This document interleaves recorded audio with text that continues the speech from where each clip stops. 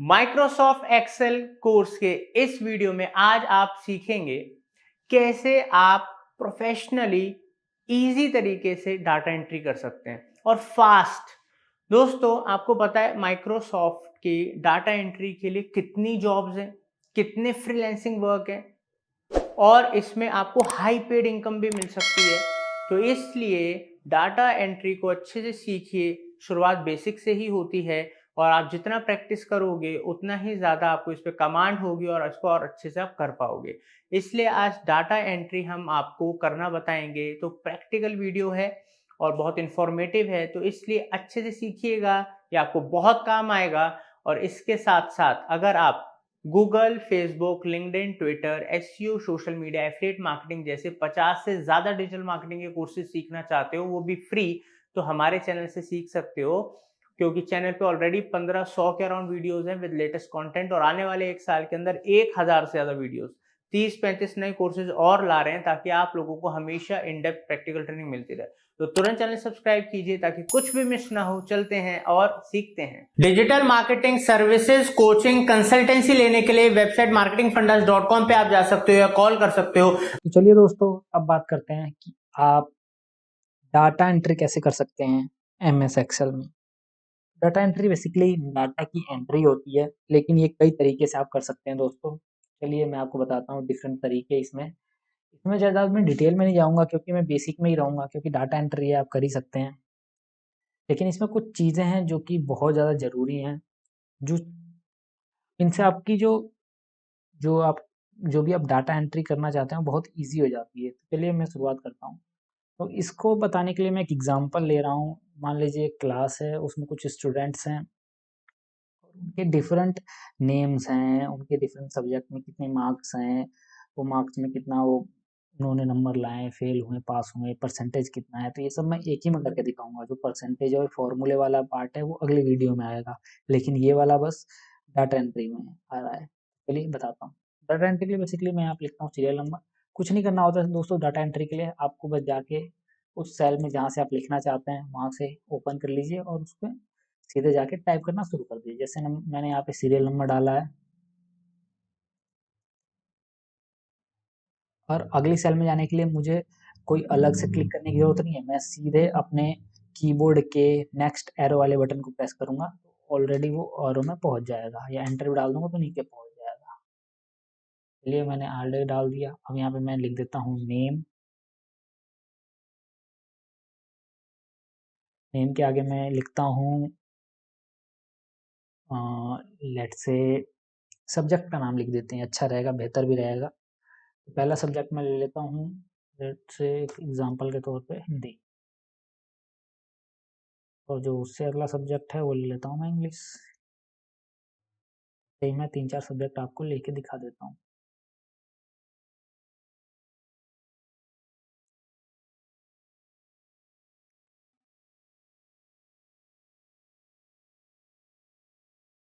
और और एक हिस्ट्री भी ले लेता हूँ।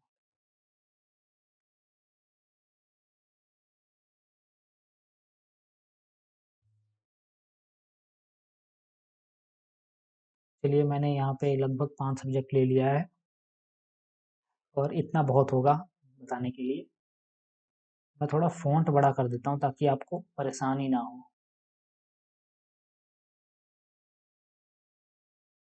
चलिए अब आपको दिख रहा होगा। नेम के आगे लिख देता हूँ नेम द स्टूडेंट।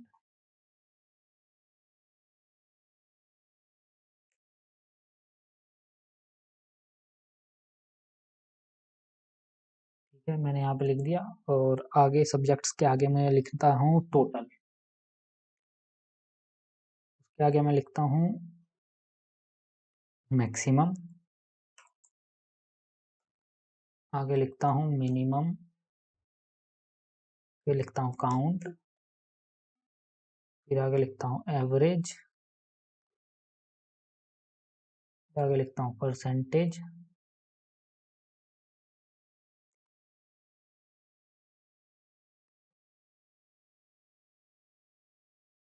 और इससे जो अगला है वहाँ पे लिख देता हूँ रिजल्ट। फिर आगे लिख देता हूँ ग्रेड।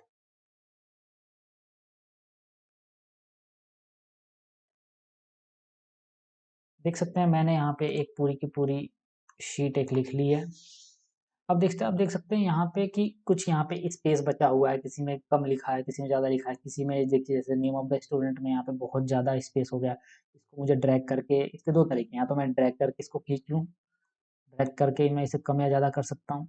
लेकिन कई बार ऐसा होता है कि आप ड्रैग करके आप कई बार ज़्यादा खींच देंगे, बड़ा खींच देंगे। इसका दूसरा तरीका है कि आप सीधे यहाँ पे जाएँ, जैसे ये देखिए पहले तो ये डाउनवर्ड एरो का निशान आ रहा है। डाउनवर्ड एरो के निशान के बाद जैसे ही आप इसके पास लाएंगे तो कुछ ऐसा निशान आ जाएगा जिसमें दोनों तरफ एरो होंगे। तो डबल क्लिक आपको करना है, जैसे ही आप डबल क्लिक करेंगे ये ऑटोमेटिक एडजस्ट हो जाएगा उसी के हिसाब से।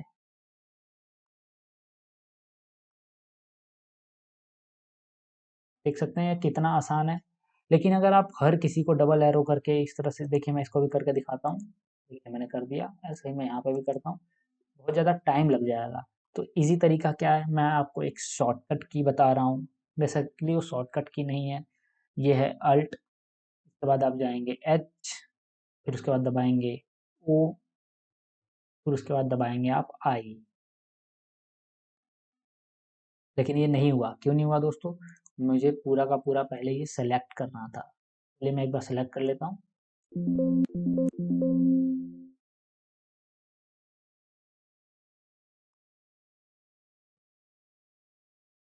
ये मैं पूरा सेलेक्ट कर लेता हूँ। जरूरी नहीं आप नीचे करें, आप ये भी सिलेक्ट कर सकते हैं, बहुत ईजी है दोस्तों। देखो मैंने अब सेलेक्ट कर लिया है। अब मैं प्रेस करूंगा अल्ट, उसके बाद एच, फिर ओ, फिर आई। अलग अलग प्रेस करना है दोस्तों, एक साथ प्रेस नहीं करना है, सबको अलग अलग करना है। आप देख सकते हैं ये सारे अब सीक्वेंस में हो चुके हैं। लेकिन ये की है क्या? कुछ नहीं है दोस्तों, मैं बता देता हूँ की किस तरह से काम करती है। जैसे ही आपने अल्ट प्रेस करा, अल्ट प्रेस करने के बाद आप देखिए सबके आगे निशान कुछ दिख रहा है आपको, एफ एच एन करके, ये शॉर्टकट की के निशान है। अल्ट के बाद ऐसा कुछ निशान आ जाता है। फिर मैंने इसके बाद प्रेस किया एच, एच का मतलब होता है होम। ये देखिए दोस्तों होम, मैंने एच प्रेस करा, फिर दोबारा, फिर आई मैंने प्रेस करा। आई का मतलब क्या है, सॉरी, आई एच के बाद मैंने ओ फॉर्मेट करा, alt plus H plus O format करा था। ओ का मतलब क्या है, फॉर्मेट। ओ के ऊपर जैसे ही प्रेस करा था मैंने, उसके बाद क्या आया था। इस तरीके से दोस्तों ये काम करता है। आशा करता हूँ आपको ये समझ में आ गया होगा। चलिए ये तो बात हो गई कि आप किस तरह से ये मैनेज कर सकते हैं। अब डाटा एंट्री में एक और बहुत बड़ी चीज़ होती है, लोगों को सीरियल नंबर लिखना नहीं आता। लोग 1 लिखेंगे, फिर अगले में 2 लिखेंगे, फिर 3 लिखेंगे, फिर इस तरह से सो ऑन चलते जाएंगे। बट इसकी ज़रूरत नहीं है। अगर आपने करा है 1, जैसे देखिए मान लीजिए मैंने 1 2 पहले ही लिख दिया। अब मैं इन दोनों को सेलेक्ट करूँगा। सेलेक्ट करने के बाद ये जो नीचे आप देख रहे हैं,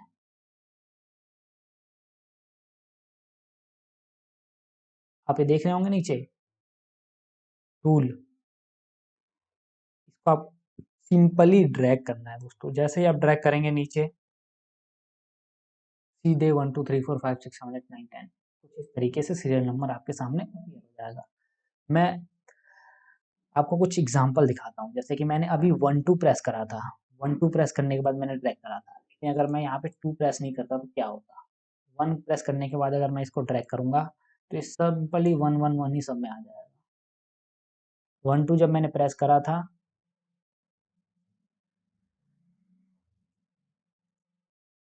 मैं दोबारा इन सबको हटा देता हूँ बेसिकली।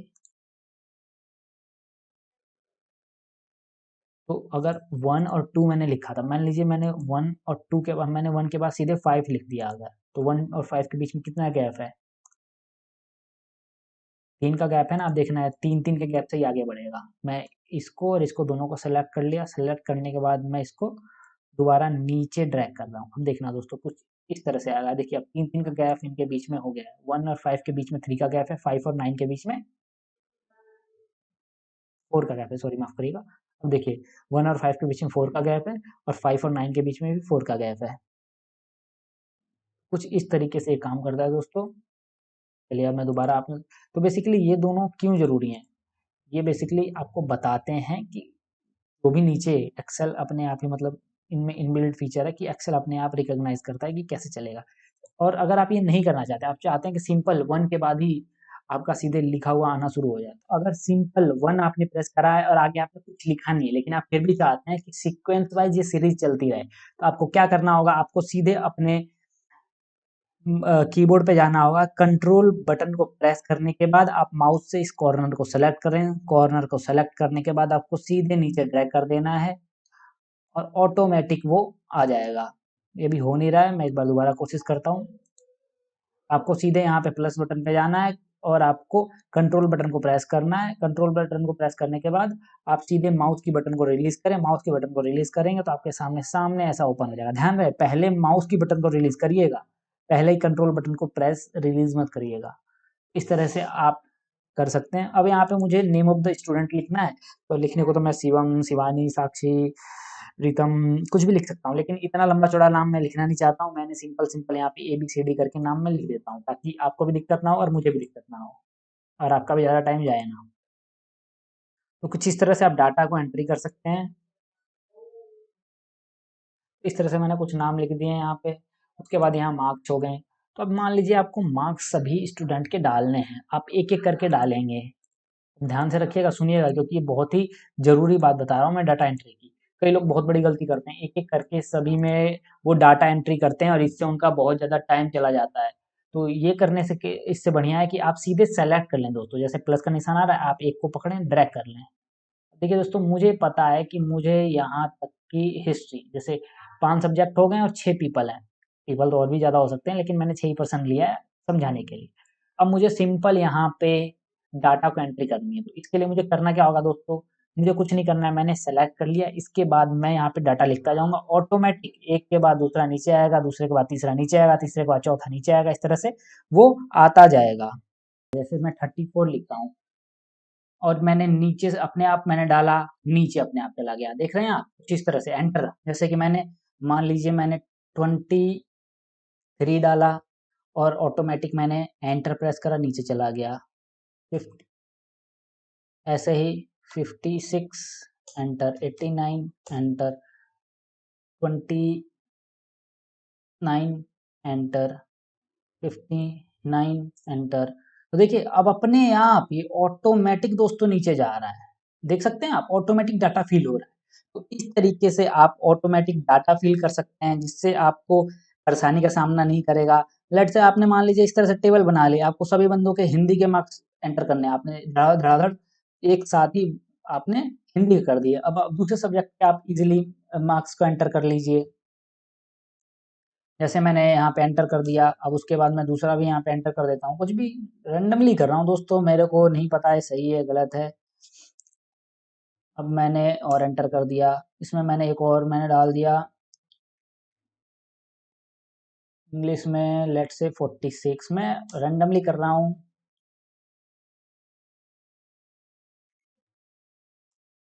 आगे आगे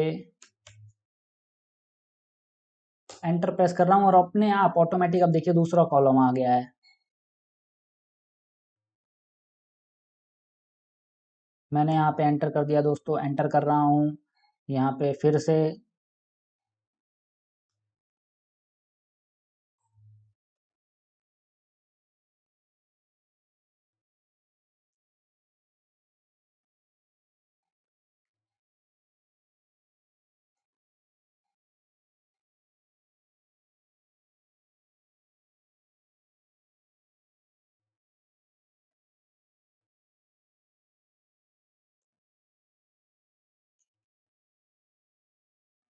इस तरीके से मैंने यहाँ पे डाटा कुछ एंटर करा। मैं सबका कर देता हूँ जल्दी जल्दी, उसके बाद बात करते हैं आपसे।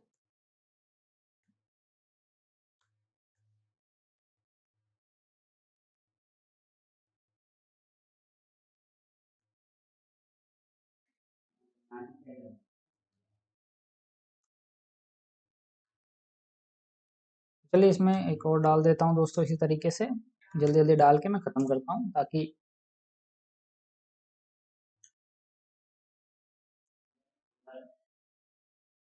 देखिए ये तो मैंने इसमें डाला। अब मैंने एक कॉलम यहाँ पे फिल करना मैं भूल गया, अब मैं इसको अलग से कर देता हूँ। आशा करते हैं आप इसके लिए तो थोड़ी-थोड़ी गलतियों के लिए माफ़ कर देंगे, जो कि होती रहती हैं।